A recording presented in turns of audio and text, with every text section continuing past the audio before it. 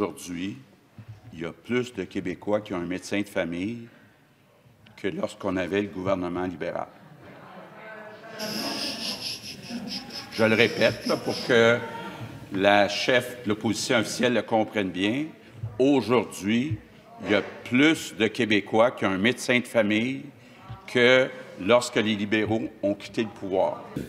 Monsieur le Président, quand le premier ministre est arrivé au gouvernement, il y avait 500 000 Québécois environ qui attendaient sur une liste d'attente pour avoir accès à un médecin de famille. Aujourd'hui, c'est plus de 700 000 personnes qui attendent d'avoir un médecin de famille. Plus de 700 000, Monsieur le Président. Monsieur le Président, il y a une semaine, le ministre de la Santé s'est engagé à ce qu'il n'y ait plus de rupture de service au Québec après le 15 octobre. 4 fois, ma chef a posé la question au premier ministre s'il endossait cet engagement-là, s'il garantissait aux Québécois qu'il n'y aurait plus de bris de service comme on le voit depuis des semaines, depuis des mois. On n'a pas entendu aujourd'hui le premier ministre réitérer cet engagement et ça, c'est inquiétant. Je pense que nous allons démontrer au cours des prochaines semaines qu'au cours des derniers mois, on a été vraiment à l'écoute du personnel pour tenir compte de la situation incroyable dans laquelle notre personnel a vécu au cours des 18 derniers mois.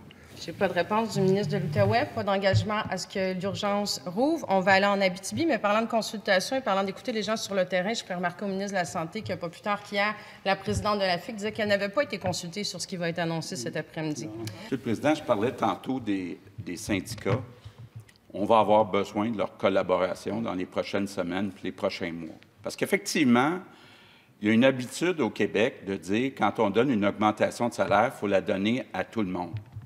Monsieur le Président, quand il y a un problème qui est plus grand avec un certain groupe d'employés, quand on a plus de difficultés à attirer un certain groupe d'employés, bien, il faut en offrir plus. En tout cas, nous, on est d'accord avec ça. Je sais que le PQ, le Parti libéral, puis QS ne sont pas d'accord avec ça. Nous, on pense qu'il faut oser donner plus là où il nous en manque plus.